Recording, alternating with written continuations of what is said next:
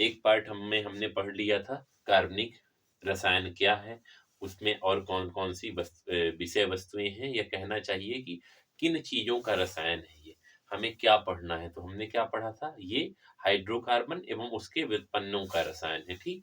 आज हम शुरू करेंगे कार्बनिक यौगिकों का वर्गीकरण। कहाँ से बात आज शुरू करेंगे, कार्बनिक यौगिकों का वर्गीकरण। तो सबसे पहले हम क्या करेंगे, पहले वाली बात सबसे पहली हम इनके भागों की बात करेंगे। खुली श्रृंखला वाले कार्बनिक यौगिक,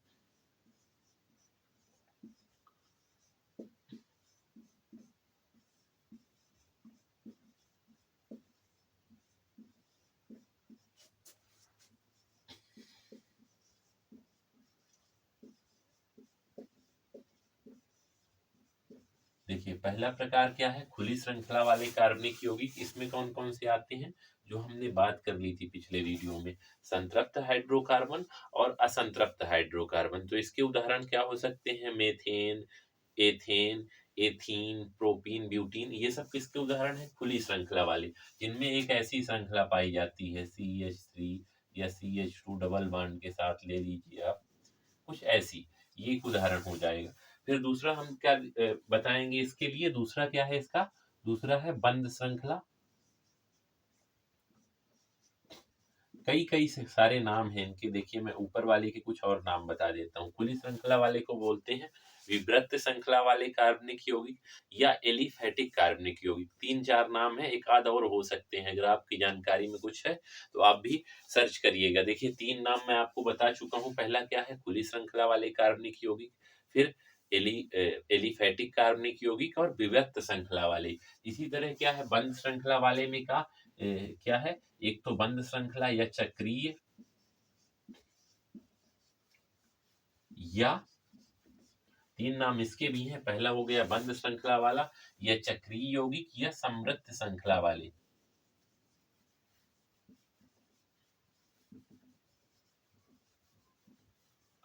कार्बनिक यौगिक।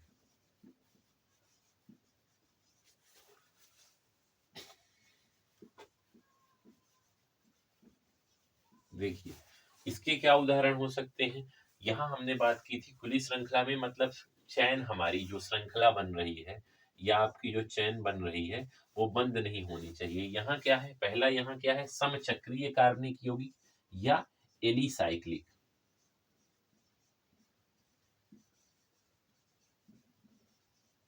समचक्री का मतलब है, देखिए ऊपर आपने क्या देखा है, ऊपर अगर एक कार्बन है तब भी खुली श्रृंखला का कार्बनिक यौगिक कहलाएगा। हम मेथेन ले लेंगे, CH4 की बात करेंगे, किंतु एलिसाइक्लिक में हमें क्या चाहिए होगा, या चक्रीय में हमें तीन या उससे ज्यादा कार्बनों की जरूरत पड़ेगी। एक कार्बन में श्रृंखला बंद हो नहीं सकती, दो में भी बंद नहीं हो सकती। तो जो यौगिक कुछ ऐसे मिलेंगे आपको, ये त्रिभुज आपका मिल रहा है, एक कार्बन यहाँ है, एक यहाँ, एक यहाँ, या इसे ऐसे प्रदर्शित कर देंगे।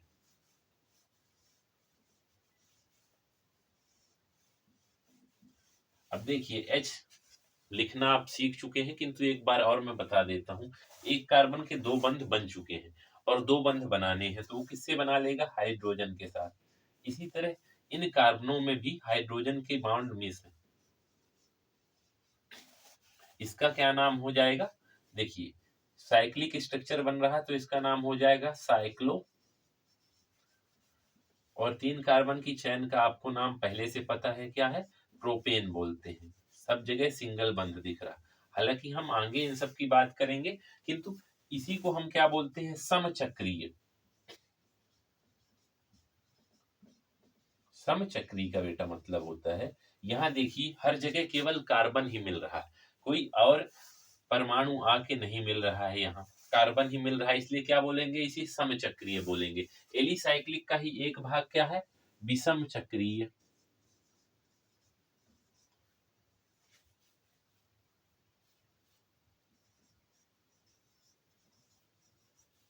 इसमें क्या होगा, इसमें तीन या उससे ज्यादा कार्बन में कहीं भी क्या हो जाएगा, जैसे मैं एक बनाता हूं,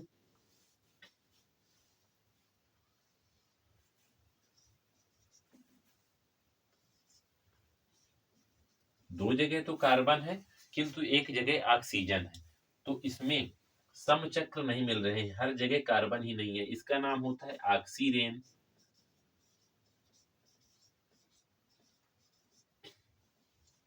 ये है आपका ऑक्सीजन। इसी में बंद श्रृंखला वाले में दूसरे यौगिक होते हैं जिन्हें हम क्या कहते हैं, चलिए यहाँ कुछ जगह बच चुकी है आपकी, इन्हें बोलते हैं एरोमेटिक।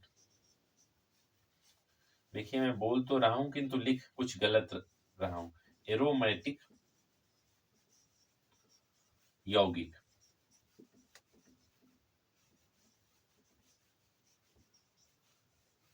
इसमें भी दो पार्ट हैं, बेंजीन युक्त कार्बनिक यौगिक और अबेंजीन युक्त कार्बनिक यौगिक।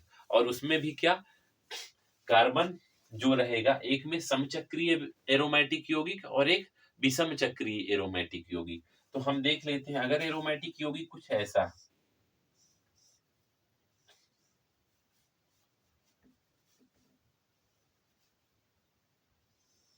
ये मैं बेंजीन की बात कर रहा हूं। बेंजीन कैसा होता है, एकांतर क्रम में द्विबंध पाए जाते हैं। कैसे, एकांतर क्रम में,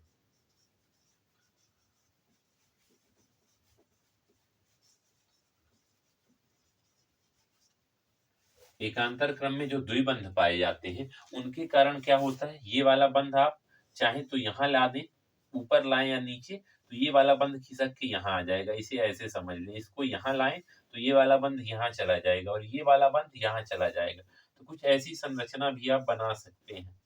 अगर आपको लगता है कि मैंने बनाई है, आप ऐसे भी बनाएंगे तब भी सब चीजें सही ही आएंगी। ये देखिए, ये भी बेंजीन की बात। तो पहला हो गया बेंजीन, और इसमें क्या है, कार्बन, हर जगह कार्बन ही है, कार्बन ही। समचक्री एरोमेटिक यौगिक हो गए। अब बेंजीन का अगर हम खुला स्ट्रक्चर देखना चाहें तो कैसे होगा,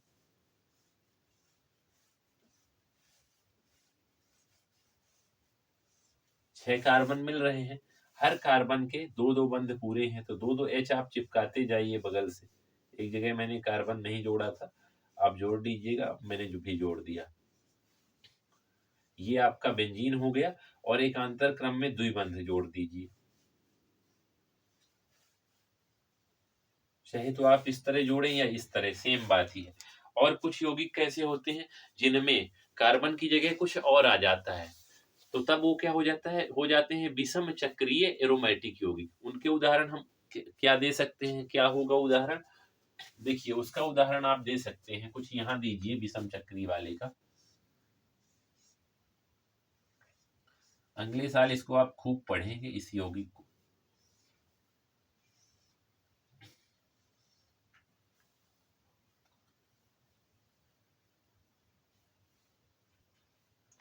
एक सेकंड, एक सेकंड, कुछ मिसिंग हो गई है मुझसे, मैं सही कर देता हूँ इसको।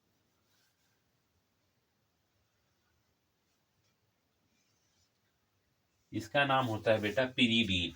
इसमें भी एकांतर क्रम में द्विबंध पाए जा रहे हैं। देखिए कैसे, अगर ये वाले बंध को आप यहाँ शिफ्ट करेंगे तो ये बंध यहाँ शिफ्ट हो जाएगा और ये वाला बंध यहाँ चला जाएगा। तो जिसमें एकांतर क्रम में द्विबंध पाए जाते हैं वो कैसे हैं, बेंजीन युक्त एरोमेटिक यौगिक है। और एरोमेटिक शब्द का हिंदी में अर्थ क्या है, सुगंधित यौगिक। एरोमास बंध से मिल बना है क्या, एरोमेटिक शब्द। और एरोमा का मतलब होता है खुशबू, सुगंध।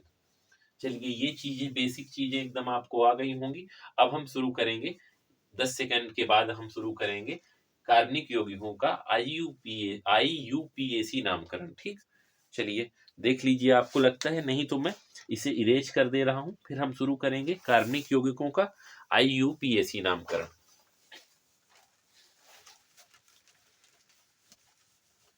देखिए कई बार आपको मेरी स्पीड धीमी लग सकती है, तो आप इसे 2x में डालकर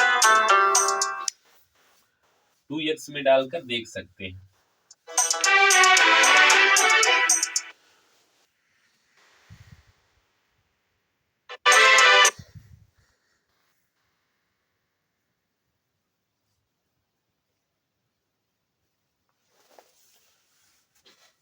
देखो फोन को अभी भी बजना था, आपकी पढ़ाई के समय ही फोन भी बज जाता है, और उसे दो दो काम एक साथ करने पड़ते हैं फोन को।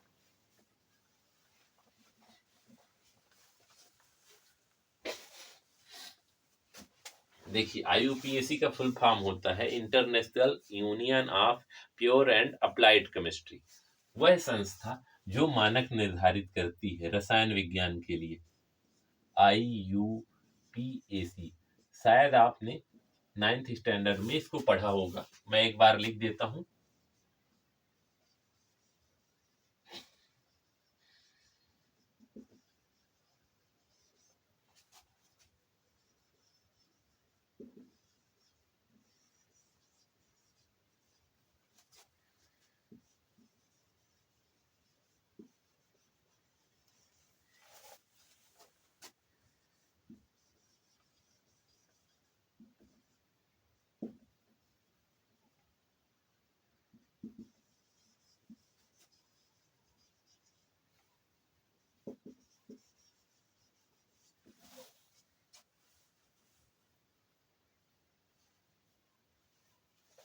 यहाँ कुछ मिसिंग हो गया है, फिर से सुधार लीजिएगा। APPLIED अप्लाइड केमिस्ट्री, ये है IUPAC का पूरा नाम।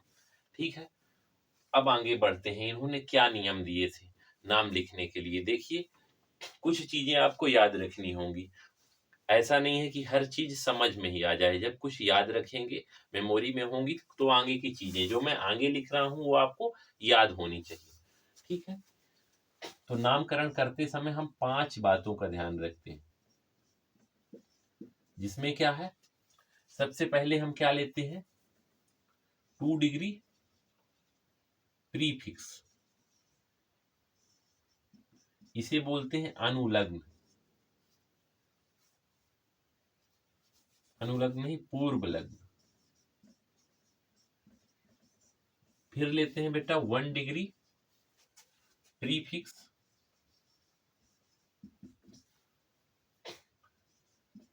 1 डिग्री पूर्व लग्न। पूर्व लग्न का मतलब है आगे लगने वाला, सबसे शुरू में लगने वाला। फिर क्या है, वर्ड रूट, इसे हिंदी में बोलते हैं शब्द मूल। फिर अगला है, जैसे वहां 2 डिग्री था, फिर 1 डिग्री आया था, अब क्या होगा, 1 डिग्री सफिक्स। फिर आएगा 2 डिग्री सफिक्स। ये 5 चीजें आपको याद रखनी है। अब मैं बता रहा हूं, जब भी हम नेमिंग शुरू करेंगे तो एक चेन होगी आपके सामने, एक रेखा मिलेगी या कहना चाहिए कि ऐसे कार्बन की एक श्रृंखला मिलेगी पूरी। तो आपको पूर्व लग्न में क्या क्या देखना है, प्रतिस्थापी में क्या क्या देखना है। प्रतिस्थापी अलग से कहीं बीच में चैन को छोड़कर CH3 C2H5 या 2 CH3 CH2 जुड़े हैं, या C3H7 या OCH3 OC2H5 या FCl Br और I, इनमें से आदि ये सब मिलेंगे। तो इन्हें सबसे पहले आगे लिखेंगे, इनके नाम मैं आगे लिखवा दूंगा। जैसे जैसे हम क्वेश्चन करते जाएंगे IUPAC नामकरण के, इनके सब के नाम आपको आते जाएंगे। ये कब लेना है, जब रिंग बन रही हो या साइक्लिक कंपाउंड के लिए लेना है, चक्र बन रहा हो। ठीक है, शब्द मूल का मतलब है कार्बन की संख्या।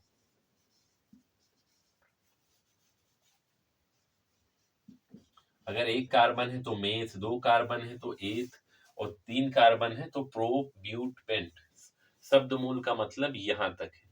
ठीक यहां क्या लेना है, 1 डिग्री सफिक्स में अगर एक बंद है तो एन, द्विबंध है तो ईन, और त्रिबंध है तो आइन। और इधर क्या लेना है आपको, देखिए मैं 5 को अलग किए दे रहा हूं। यहां लेना है क्रियात्मक समूह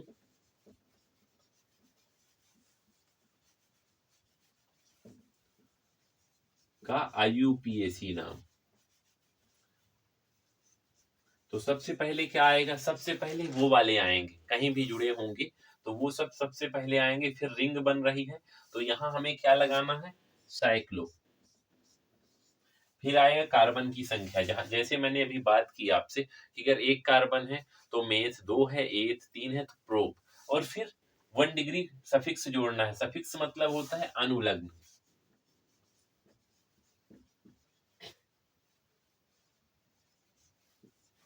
यहाँ भी अनुलग्न लिख लीजिएगा, ठीक है। हिंदी और इंग्लिश दोनों में चीजें आ गई होंगी आपको।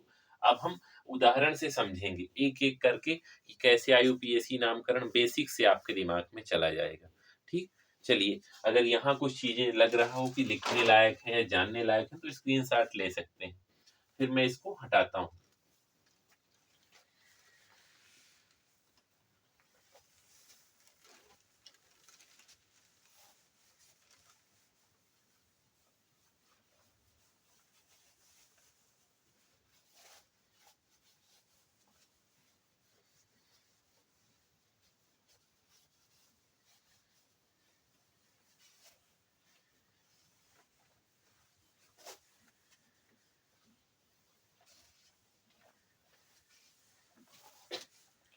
तो देखिए, सबसे पहले क्या करेंगे, सबसे पहले एक चेन बनाएंगे। तो यहाँ लिखा है आकर आपका CH4। तो इसकी संरचना आप बना सकते हैं। आप सब संरचना बना सकते हैं कि कार्बन की 4 हाइड्रोजन के साथ कैसी है, सिंगल या एकल बॉन्डिंग है, या एकल बंध से कार्बन हाइड्रोजन के साथ जुड़ा हुआ है। तो हम शब्द मूल क्या लेंगे, देखिए ना, तो इसमें प्रतिस्थापी जुड़ा हुआ है 2 डिग्री सफिक्स प्रीफिक्स, ना रिंग बन रही है 1 डिग्री प्रीफिक्स, और क्या है तीसरे नंबर पर हम जो देखते हैं शब्द मूल। शब्द मूल क्या है, मेथ, या इंग्लिश में ऐसे लिख दीजिए मेथ। फिर सिंगल बंद है, एकल बंद है, तो एन, ANE, यहाँ क्या लगाएंगे, कुछ ऐसे लिख देंगे मेथेन।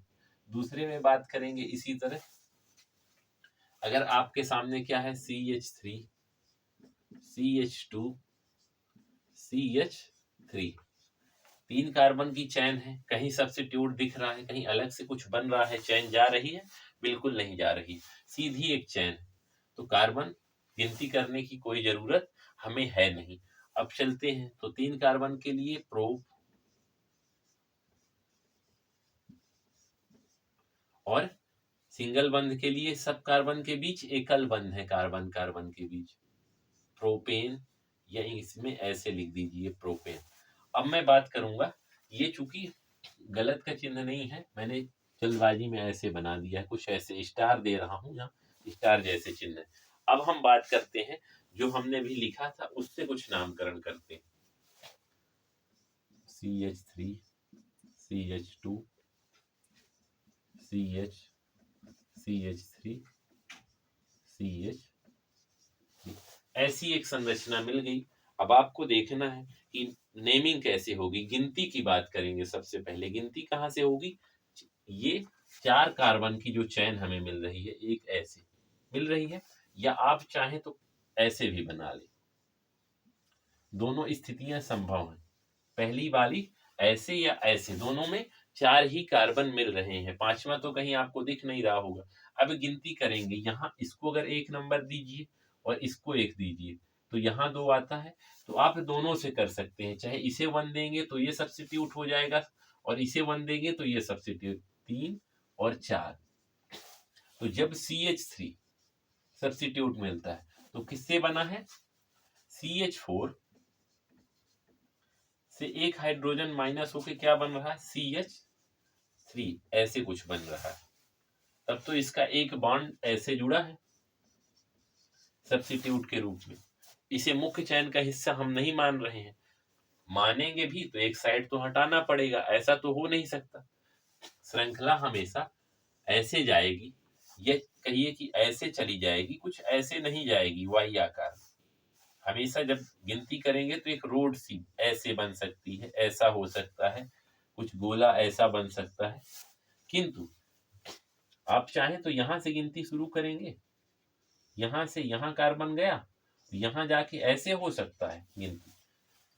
किंतु ये नहीं होगा कि यहां से आपने गिनती शुरू किया, यहां गए, फिर यहां गए और एक साथ में यहां चले गए। ये जहां जहां आपको मुड़ी हुई रेखाएं दिख रही हैं, सब जगह कार्बन है आपके। ठीक, तो अगर मैं इन्हें हटा के बात करूं अब आपके सामने कि इसमें इसका नाम कैसे करेंगे, तो जैसे मैंने बताया कि ये बना किससे है, CH4 से, एक H बाहर निकलने के कारण। तो CH4 का नाम क्या है, मेथेन, और इसका नाम क्या हो जाएगा, मेथेन का मेथ जुड़ के क्या बन जाएगा, मेथिल। सबके साथ यही होगा। अगर C2H6 लिखा हुआ है तो तब क्या हो जाएगा, एथिल।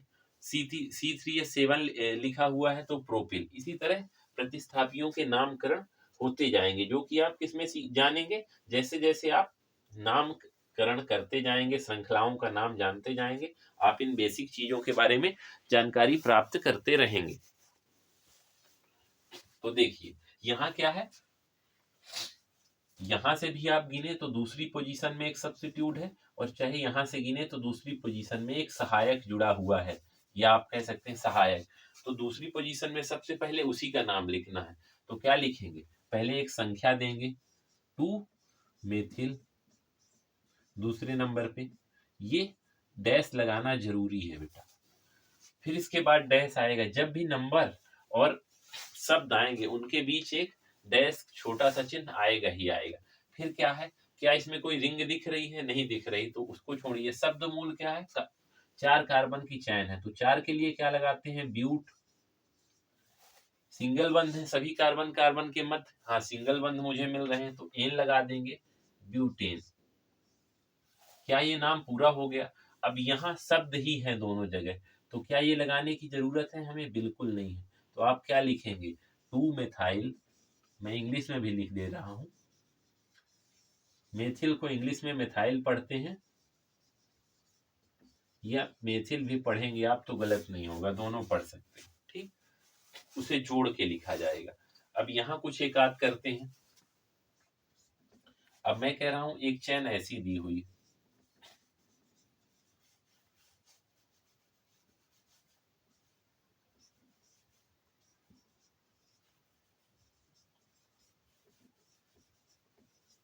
अब इसकी गिनती कैसे करेंगे, ये अब सोचने का विषय है कि गिनती हमें करना ही है।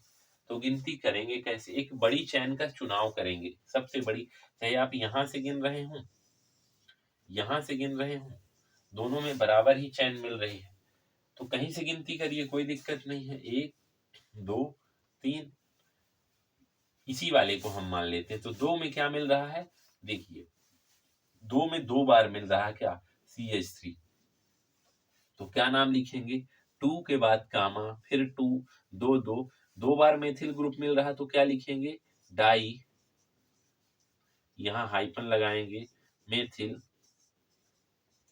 कितने कार्बन की चैन है, 3, तो क्या लिखेंगे, प्रोपेन।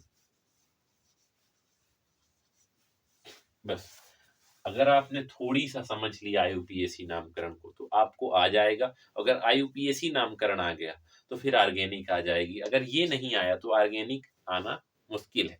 अभी कुछ और मैं कराऊंगा इनमें नामकरण में, तो चलिए मैं इसको इरेज कर देता हूँ, आपको देखना हो तो कुछ देख सकते हैं, ये स्क्रीनशॉट ले सकते हैं।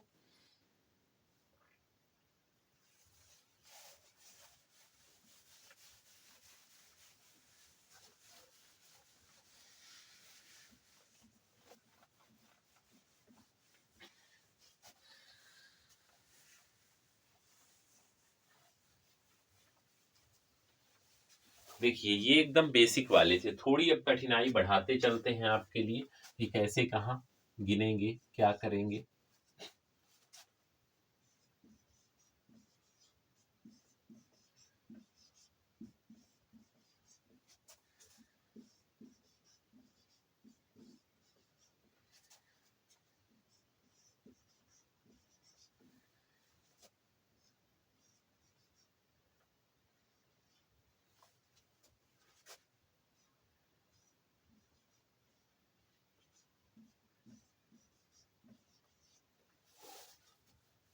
अब इस वाले का नामकरण आप करिए, तब तक मैं एक आध और बना के लिखता हूँ, फिर सबका नामकरण सीधे तौर पे करते चले जाएंगे।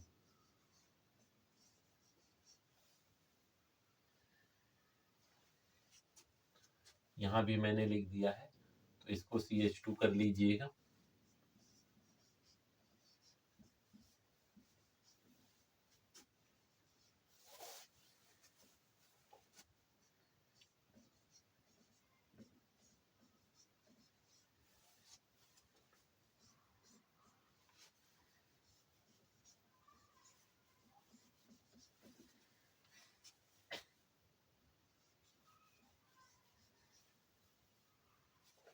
यहाँ CH होना चाहिए, इसीलिए मैं सोच रहा था कि कहीं ना कहीं तो मिसिंग हो रहा था।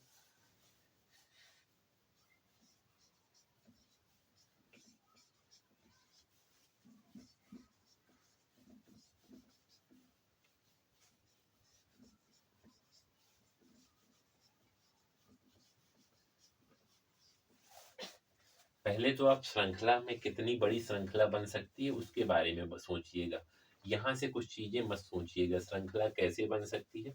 सबसे बड़ी श्रृंखला का चुनाव करिएगा अपने दिमाग पे। 1 मिनट का समय है, आप करना चाह रहे हैं तो कर लें, फिर मैं इसके एकदम बेसिक्स पे आऊंगा, एकदम आधारभूत बातें करेंगे इन 3 चीजों में और समझेंगे कि IUPAC क्या है। ठीक है, आपका 1 मिनट अब शुरू होता है। 1 मिनट तक मैं खड़ा हूं, देखता हूं आप क्या दिमाग लगा रहे हैं इन 3 स्ट्रक्चर।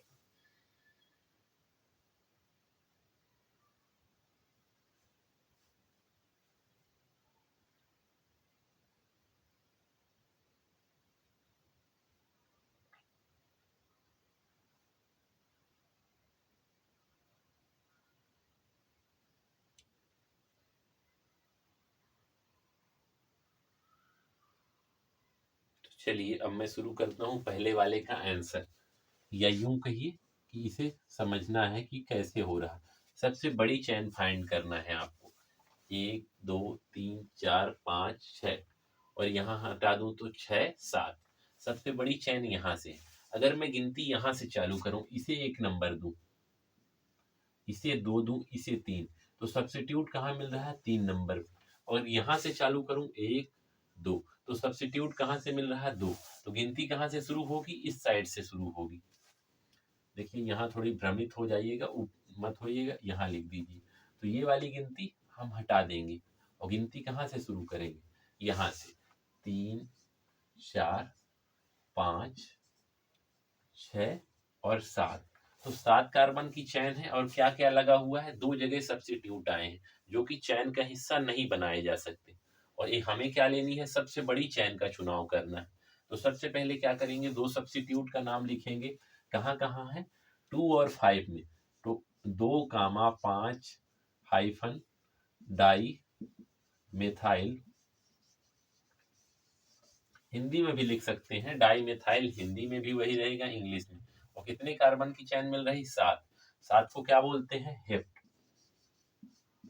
सिंगल बंध सभी के बीच में मिल रहे हैं, तो एन लगा देंगे। देखिए कितना आसान है IUPAC नेमिंग, अगर आप थोड़ी थोड़ी समझते रहें। सबसे आधारभूत बात क्या है इस IUPAC नेमिंग की, कि एच जोड़ने आना चाहिए। अगर आपने एच जोड़ना सीख लिया शुरू में, तो ये स्ट्रक्चर आपके लिए एक आध बार गलत हो सकते हैं शुरू में, किंतु आप समझ लेंगे। जैसे अभी मैं बना रहा था स्ट्रक्चर, तो CH2 जुड़ गया था, तुरंत ही बात पकड़ में आ गई, तो आपके भी पकड़ में आ सकती है। बस ऐसा ही है कुछ। अब दूसरे वाले की बात करेंगे। देखिए अगर यहाँ से गिनती करें 2 3 4 5, यहाँ से 1 2 3 4 5, कहीं से भी गिनिए, एक बड़ी चैन का हमें चुनाव करना है। तो दोनों साइड से तीसरे नंबर पर ही क्या जुड़ा हुआ है, CH3 जुड़ा हुआ है। कई लोगों का क्वेश्चन होगा सर कि इस 4 को मान लीजिए एक बड़ी चैन। तो देखिए जब हमारे पास 5 कार्बन की चैन मिल रही है, तो 4 वाली को क्यों श्रृंखला को माना जाए कि वो सबसे बड़ा है। तो हमें सबसे बड़ी चैन का चुनाव करना है। ये जो नियम है, मैंने कोई भी नियम आपको लिखवाया नहीं है। क्यों नहीं लिखवाया, नियम यही सीखने हैं आपको। अगर आप नियम लिख के रखेंगे तो फिर दिक्कत वाली बात है। तो यही सबसे पहले क्या देखेंगे, लगा हुआ है क्या, मेथिल। और कहाँ लगा हुआ है, तीसरी पोजीशन में, 3 मेथाइल या 3 मेथिल। 5 कार्बन की चैन को पेंट, सभी के बीच सिंगल बंध, तो एन। चलिए ठीक है, तीसरे की अब बात करेंगे। इस वाले में थोड़ी आपको दिमाग लगाना है। 1 2, यहाँ तीसरे पे सब्स्टिट्यूट मिल रहा है, चाहे आप यहाँ से गिनेंगे तो तीसरे पे मिलेगा, यहाँ से गिनेंगे 1 2 3 4 5 6 7। एक चीज तो तय है कि कितने कार्बन की चैन है, 7 कार्बन की, ये बात तय हो गई। अब दिक्कत क्या है, तीसरे पे क्या मिल रहा है जगह, एथिल मिल रहा है। एथिल कैसे लिखते हैं, ई से। इसीलिए मैं कह रहा था थोड़ी इंग्लिश आपको जानना जरूरी है। और हिंदी में भी अगर ए पहले आएगा ये वाला, और एम बाद में आएगा माँ। ठीक, मेथिल बाला। चूंकि इंग्लिश में रखेंगे तो शब्दों का थोड़ी ज्यादा अच्छे से तालमेल बैठेगा, तो आप जिसमें चाहे उसमें याद रख सकते हैं। और तीसरे पे क्या जुड़ा हुआ है, मेथाइल। मेथाइल का जो एम आता है वो बाद में आता है, और एथाइल का ई पहले आता है। तो गिनती कहाँ से शुरू होगी, गिनती वहां से शुरू होगी। तो वहां से गिनते समय हम क्या देखेंगे, 1 2 3। तो लिखेंगे कैसे नाम, लिखेंगे बेटा ऐसे 3 मेथा एथाइल। फिर क्या है, अब ये 3 नहीं रह जाएगा, यहां से गिनती 3 थोड़ी होगी, अब ये 5 कामा हाइफन लगाएंगे, 5 मेथाइल।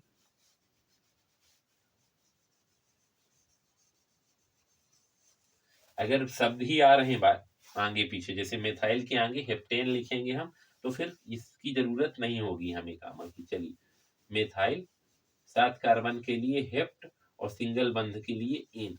देखिए बेस आपको समझ में आ गया होगा आज के वीडियो में। अगले वीडियो में हम और इसी तरह के स्ट्रक्चर लेके आएंगे और उन पे कई सारे सवालों के आंसर करेंगे। ठीक है, अगर आपको वीडियो अच्छा लगता हो तो कमेंट के माध्यम से मुझे जरूर बताएं, और अगर आपका कोई प्रश्न हो तो वो